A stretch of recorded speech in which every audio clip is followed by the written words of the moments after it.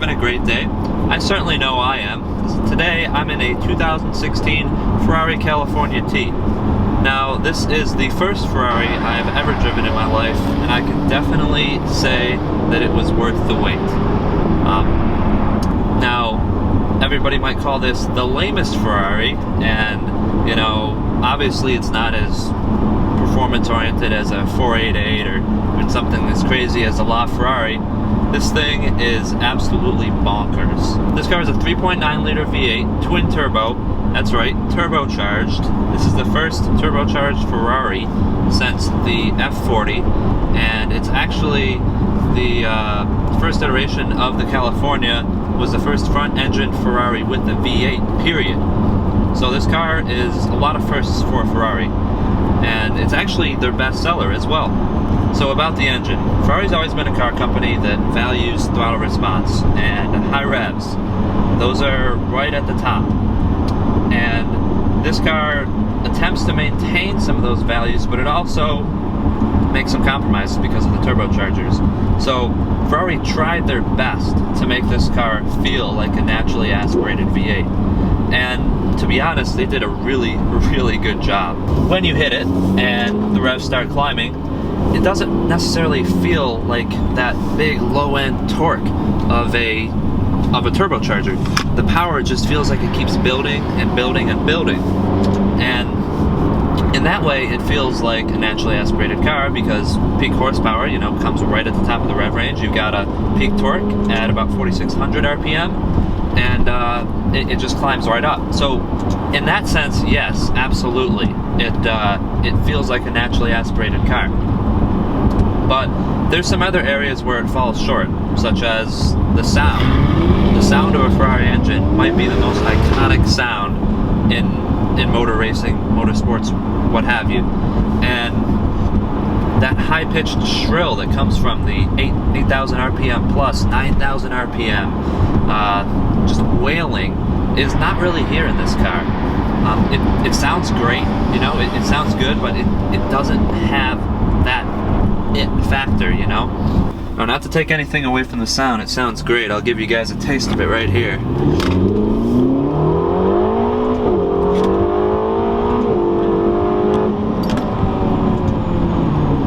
Wow, man.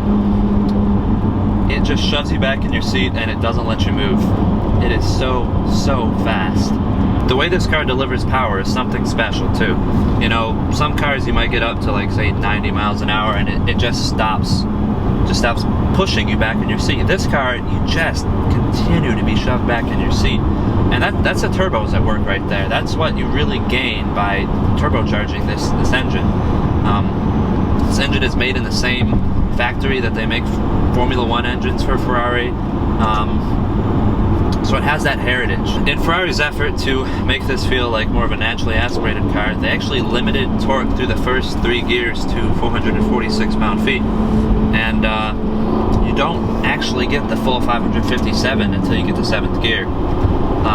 That was just made for highway, just being able to lean on the gas and get a little pickup there. It certainly doesn't feel like limiting the torque has made this car any slower. So I don't think Ferrari did anything bad there. It might look a little weird on paper, but it makes sense when you're driving the car because it feels like such linear acceleration. This car does have a form of launch control. I tried it out a few times, and it only lets you rev the car up to about 3,200 RPM before letting you dump the brake and take off. And like that might be one of the only times you feel maybe a little bit of the turbo lag when you're waiting just for that initial spool up. It's so momentary. It's just such a small little lag, but it's just a hint that hey, this is a Ferrari. It's not naturally aspirated anymore. So Ferrari doesn't really label this as you know, their performance car. You know, you've got the 488 GTB for that. Yet this car also does quite well when they take it on Fiorano. It's about 4 seconds slower than the 458 Italia around their testing track there, so that's nothing to laugh at. You can definitely see why it does so well on the track too. This car doesn't have the weight distribution of a giant front-wheel drive Grand Tour. It's 47 front, 53 rear. That's in large part thanks to the front mid-engine placement.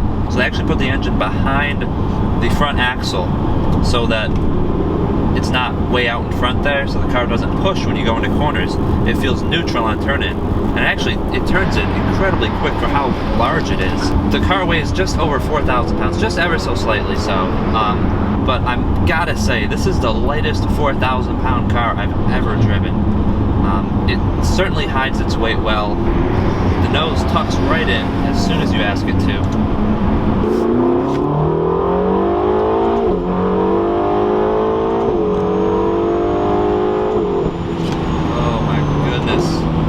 The steering is so direct. It goes exactly where you point it.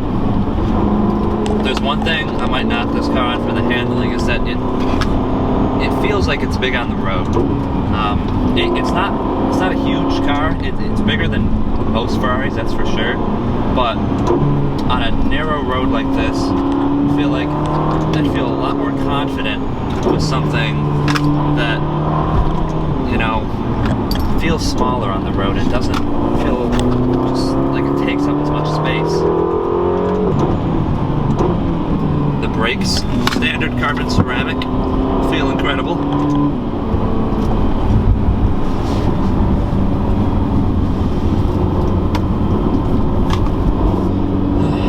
There's certainly nothing to complain about there. This car has the option for yellow calipers. I think those were a good, like 3,400 or some insane number to get your calipers painted yellow. Not to say it doesn't look great. I mean, it's probably worth it. The options list on Ferraris, you know, if you've ever looked at a sticker, it'll make you laugh, because it's just kind of funny how they do their options. You know, you have all these options and whatnot, and like, I don't know, $1,200 floor mats. They're just floor mats, but you know how they have a Ferrari logo on them, so they're worth $1,200 apparently. And you'll get down to the bottom of the options list, and it'll just say additional options and have some absurd number like $26,000 next to it. What it's for, I honestly don't know. If anybody does, I'd love to find out.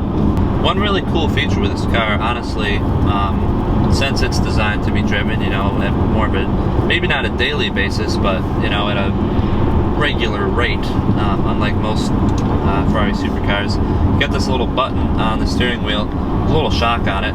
You would expect it to adjust the shocks, and when you press it, it puts the suspension into a bumpy road mode. So it just kind of softens everything up a bit and makes your life a little bit better in the cabin. And on these sort of undulating roads back here, it makes a huge difference.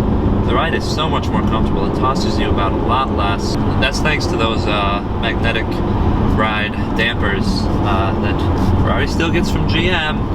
But the adjustability of these shocks has no doubt had a great effect on this car's handling and just general comfort on the road.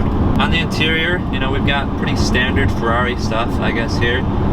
Everything is leather, and if it's not leather, it's aluminum or carbon fiber. There's a couple buttons that might be plastic, but they're a super high grade plastic. Some pretty sick plastic they got going on in here. And it certainly is a place where you could spend a few hours driving, I feel. As per tradition, you've got the turn indicators on the steering wheel there. I am personally not a fan. Maybe if I drove it for many, many miles, I would get used to it, but right now, I certainly am not used to it, and it's kind of annoying, to be honest, having to put your hand down on the steering wheel every single time you want to turn or switch lanes.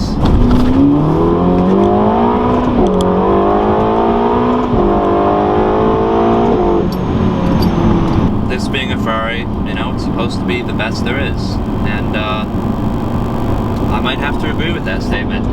I have never driven a car that is like this one. It just, nothing is complete.